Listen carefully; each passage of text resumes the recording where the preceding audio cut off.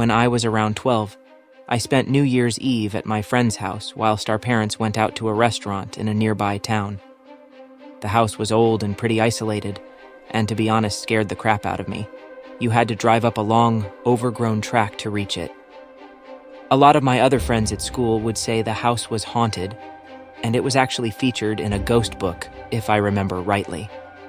So, anyways, we were sat downstairs in the lounge watching some TV and heard the loudest crashing sound. I still remember the look in my friend's eyes when we turned to each other in shock. It took us a while to get up and actually go and investigate what the sound was. We crept out of the lounge down the hallway to the rest of the house.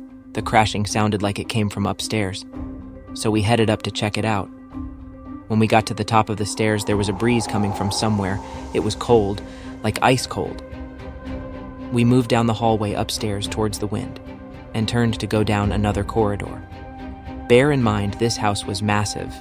Honestly, it was near enough a mansion from the early 1920s. At the end of the corridor was his mom and dad's bedroom. The door was moving back and forward slowly. We both stopped and just stood still, frozen, not saying a word to each other. After a moment, my friend walked towards the door. I was still frozen in fear and fell behind a little. As he pushed the door open and snuck into the room, the darkness consumed him. I could barely make out his silhouette. There was perfect silence for a couple of seconds before I heard him let out the most terrifying scream. My adrenaline kicked in and I ran towards the room to see what had happened. I searched for the light and turned it on. He was stood, frozen stiff and pale, just staring into an empty corner of the room. Just to the side of him was a massive antique mirror that was smashed into pieces and scattered all over the floor. I placed my arm on his shoulder and asked him if he was okay. She broke the mirror. I asked him who broke it. He said, "The woman in the corner, she told me." At that point, I was honestly like this, and told him we should leave. He turned to leave with me, just before we did. I wanted to check the mirror. Surely the wire had broken or something, I thought to myself. I bent down to the mirror and turned it over. The string that was holding it to the wall was intact. It hadn't snapped. I looked at the wall. The nail was still firmly fixed in the wall.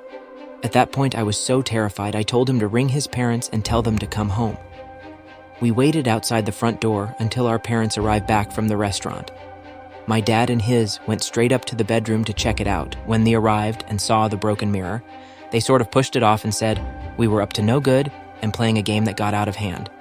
After that night, my friend never really spoke about it to me. The worst part, recently, I'm 24 now, I was having a general chat with my mom, and as New Year's coming up, that night came up, I told her about it and she said, "I believe you. Your friend's mom told me a few days after that night that she had seen a woman in her room telling her to leave the house. It honestly sent my whole body tingling, and I had flashbacks to that night, although it's coming up to almost 12 years ago now."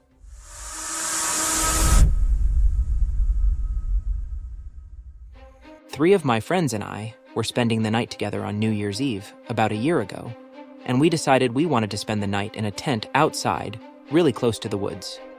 We were laughing and around. You know, normal teenage things. Then we heard this rustling outside in the leaves. Figuring it was just an animal or something, we shrugged it off. At this point, it was nearing midnight and we had a flashlight on in the tent, and we were blasting music. That's when all hell broke loose. We heard this chirping noise outside. When I say chirping, I don't mean it was like a bird or a raccoon, but this unearthly chirping that didn't sound like any animal at all. In fear we were about to be ambushed, I demanded my friends temporarily turn off the lights and the music. At first they looked at me like I was crazy, but I strengthened my tone. "Turn it all off. Now!" At this point, they knew I was serious, so they turned it all off and listened. There it was again. This unearthly chirping that didn't sound like anything. My friends and I were shitting bricks, but I was a little bit braver than the rest of them. I had been taking karate for about 4 years, and I'm a very tall female capable of taking down a grown man, so I figured I could take whatever was out there, or at least I could carry one of my friends if we had to run away. They all tried to play it cool and said it must have been one of those screamer firework things, but I could tell they were all shitting themselves. We carried on screwing around for a few more minutes, desperately trying to forget about the screech chirping thing outside. Then we heard it again, this time much closer to our tent. This was the first time I could properly hear it. When it made a clearer sound, reality drop-kicked me in the stomach. It was big, and it was almost right outside our tent. My friends and I were about to shit ourselves, so they start asking me questions as to what I thought it was. I was the friend who was into all things paranormal, and I still am, but I've never been a paranoid person, so they asked me. I told them just as a suggestion that it could be a skinwalker or a flesh gate, because I read somewhere that they mock the voices of your friends of emit noises that they think will lure out their victims. I only said this because I thought that could explain the scream chirp, but I think they were really scared. We heard it again. At this point, everyone was shitting bricks, and one of them eventually called her older brother to come and hang out with us for a while. While he was there, just our luck, we couldn't hear the chirp screech anymore. Damn. We hung out with him for a while, until we all decided to go on a walk with. The walk was fun, and my friends were terrified because we were walking around in the dark, but I've always liked the dark, as it was so vast and mysterious. I was also hoping we would find the flesh gate so my friends would stop acting like stuck-up little shits that weren't scared because I could see they were shitting themselves. Part of me was also terrified to see what would happen if we stumbled across a flesh gate, but her older brother had a knife with him and I was prepared to stab it if he wasn't. Fast forward later into the night. We were blasting music again and playing with a multicolored strobe light. Probably not the best way to avoid being jumped in the night now that I think about it. My friend's brother had left us his knife in case we heard anything else that night. My friends all decided that I was the only one who would be brave enough to actually stab someone or something, if it came to it, so I was in charge of holding the 6-inch knife all night. Thankfully, it was in a sheath, because despite my training, I'm quite clumsy, especially this late into the night. I couldn't help myself taking the knife out of the sheath because it was so interesting and beautiful looking. There it was again. The same chirp screech. I unzipped the tent to look, knife drawn, and heard something scurry away quickly into the woods. Since my friends didn't hear it, I left it alone. Everything was fine for the rest of the night. That is, until I was the only one awake. I heard this horrible scream howl, much more blood-curdling than the chirps. It kept getting closer to the tent and then backing away, like it somehow knew I was the only one awake. It circled us, made itself sound distant, then come back with another howl.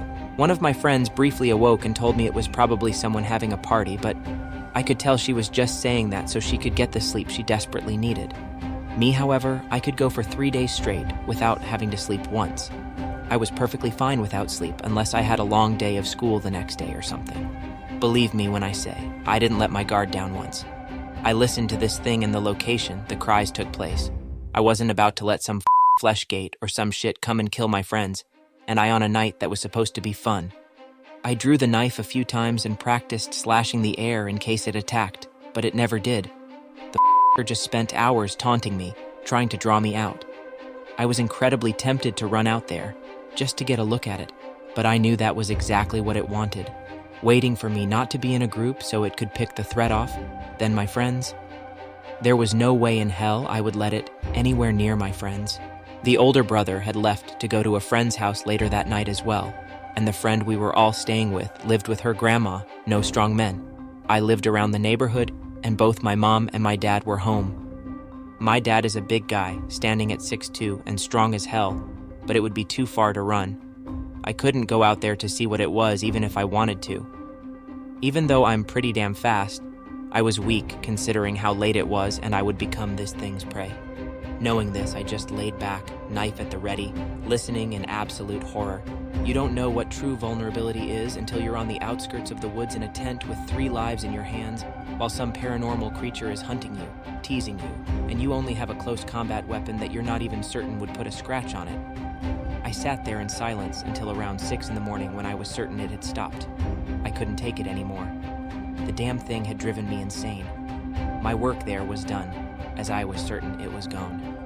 I left the knife on my pillow and a note that said I went home, and I wasn't dead so I could reassure my friends when they woke up later on. I began to walk home to my house with the streets poorly illuminated by street lamps. There weren't that many, leaving a of dark spaces that I couldn't see even if I tried. To make matters 10 times worse, My glasses were smudged, and I could barely see a thing out of them. I knew it was better to my advantage if I kept them on, though, because I'm blind as a bat. I scanned my surrounding my whole way there, keeping my eyes on every direction this thing could attack me from. It was probably just waiting to get me alone, but I wasn't going to let it do anything to me. When I finally got to my house, the door was unlocked to my relief, so I could get in without my parents hearing me. Unfortunately, this was 5 a.m, and as I mentioned before, clumsy as ever, so I bumped into everything as I tried to navigate myself to my room, where I forced myself to go to sleep. After that, when asked, my friends would say it was a screamer firework or some animal, but I can tell they were scared and just trying to make sense of it all. I tried to make sense of it too, but I just couldn't. I knew what I heard, and it was much worse than they could have imagined. They probably thought I mentioned fleshgates and skinwalkers just to scare them, but I truly believe it was one of the two. Nothing like this has ever happened again, but there's a reason we haven't been sleeping outside in a while.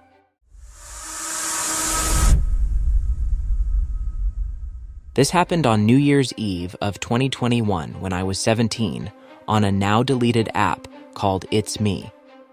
It was an app where you could talk to people all around the world without the fear of showing your face as you created your own animated avatar. Looking back, the app was a really enjoyable experience as I met people I'm still friends with today, but most people who used It's Me could agree that it could get toxic.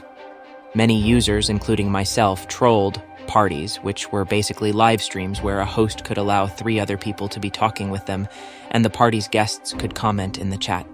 One time I was trolling a party when I was new to the app, and the host was, unbeknownst to me, quite notorious on the app and already had a large following. Before this, I'd never heard of the host, although I knew a couple of her friends.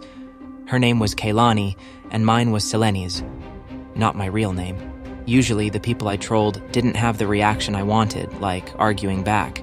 But this one host started arguing back, and we went back and forth for a while, with the party getting many guests and the comments were going wild. After the party, I texted her on the app going back and forth with her again, until we were full on beefing and I asked her to pull up. Really, I didn't want to fight this girl, because I was only arguing with her in the first place for shits and giggles, but she was taking me serious. She told me she lives in Chicago and I live in Milwaukee, so I thought there's no point in driving 1.5 hours just to fight a girl that I've never even met. At the time, I was stupid and still had the mindset of a hood rat, so me pulling up to this girl wasn't far-fetched. It got to the point where this bee wouldn't shut up, so I did something I still regret to this day. I told her I'd meet her at her place if she was with it, and she accepted. I hopped in my car and put her address in the GPS. Not gonna lie, the apartment building she lived in looked sketchy and ghetto, but I didn't really care because I also was from the hood. I brought my twin sister with me, just in case Kaylani had people with her to jump me. As we pulled up, I saw a girl who looked to be Hispanic and had sneakers and a hoodie on, so I presumed it was her because of her accent and her clothes. I told my sister to wait in the car because she looked to be alone. I ran up to her and we started fighting. Not to brag or anything, but I've been in many fights growing up in the hood, so I do know how to defend myself properly. To be honest, I was getting the best of her when, out of nowhere, some guy proceeds to pick me up and try and separate us. At first, I thought it was some kind of security of the apartment building, but he wasn't wearing any kind of uniform or anything.